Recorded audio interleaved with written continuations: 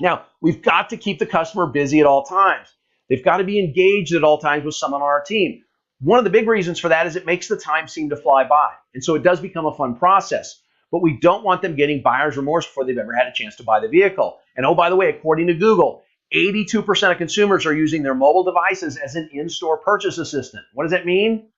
It means they're looking at your neighbor's vehicles online while your sales rep is going back and forth to the desk. Your sales rep needs to stay with them the entire time. Keep them engaged, keep them busy.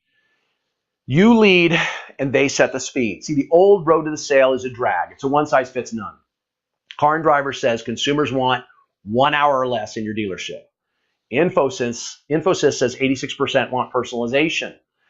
You want to personalize it? You want to personalize the experience? Then be authentic. Take charge, be direct, and guide them throughout. Now, once you have enough information from someone, we want to get them into a vehicle right away. So the person who says, when I say, hey, what vehicles did you come to see? They say, I came to see this 2010 Odyssey that you got on AutoTrader. Is it still in stock? I'm going to say, yeah, absolutely. Let's scan your license. Let's go take it for a test drive. I'm not going to present them with a bunch of other vehicles. I'm going to assume they bought that vehicle. We've done this before. We'll show this again. This is a classic experiment that Sheena Iyengar, who's now a professor at Columbia, did years ago. It's been in the Harvard Business Review. She set out jars of jam in supermarket tables in groups of either 6 or 24.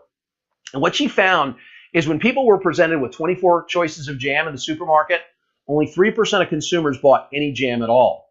But those who were presented with 6 choices, 30% of those people bought jam. So once we have enough information, we've got to stop trying to give them choices. We got to get them in a vehicle and treat them like a buyer. Now, here's what the perfect up looks like today. Within minutes of the test drive, within minutes of coming back from the test drive, the deal is presented to them. And the numbers that are presented support everything we've discussed. And these are defensible because we've seed planted and we've showed them MMR or wholesale black book, right, on their trade. Here's what's happening today. Customer says to your sales rep in a situation like this, they say, hey, you think your manager will take $25,000 for this? And today your sales rep says something, during the vehicle presentation, I'll do my best. What's the customer think now? $25,000 is now the idiot price. That's where I'm going to start my negotiations. Your sales rep just gave up the gross. We need to make sure our pricing is defensible. So we're going to defend it on the lot as well. Customer says, do you think that your manager will take $25,000 for this? We need to respond with, hey, you know what? We always put our best price up front, whether online or on the lot. We wouldn't even dream of offending our customers by showing you some second best price and making you negotiate to find some hidden best price. At $26,759, this vehicle is priced to sell. And at that price, it certainly won't make it through to the weekend, okay? Or we go over the features or whatever. Because if we'll do that, now it's all about terms. When we talk about the experience, Steve, we're in. We're going to make it a great experience in our dealership. Now what? Okay? Well, let's all agree with this. Can we agree that change is accelerating? All right? In 1997, a writer for the New York Times said that within 5 years, based on a study or some think tank said, in 5 years, almost every dealership is going to be closed in the country. Wrote that in 1997. Why? Because they said that people are going to buy their cars online. That would have been 2002. We're all still here, aren't we? Okay.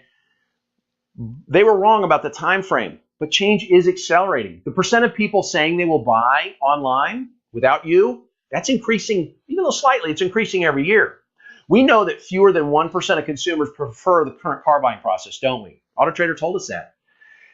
Just like in service, imagining what the market's going to look like in 3 to 5 years will help you develop strategies that allow you to own that future. Things that you can put in place today that aren't going to hurt your grosses today, but rather are going to improve them and improve your sales today, now and into the future. It's called continuous process improvement. So, where are you going to be in 5 years? Are you going to have salespeople? Or are you going to have guides? What about in your service? How are you going to check people in? Are you going to have kiosks? Is it going to be do-it-yourself? Where are you going to be with that, right? Are you going to have service advisors who are salespeople like they are today, or are they going to be more like concierge, right? Where they maybe their only job is to really make a warm fuzzy throughout. Are you going to start offering test drives at home? Do you already do that? Are you going to service at home? We need to start putting these things together when we talk about the experience in the future. So when we talk about attracting and selling today's connected customer, it's important to understand that whatever we put in place today needs to be continually improved.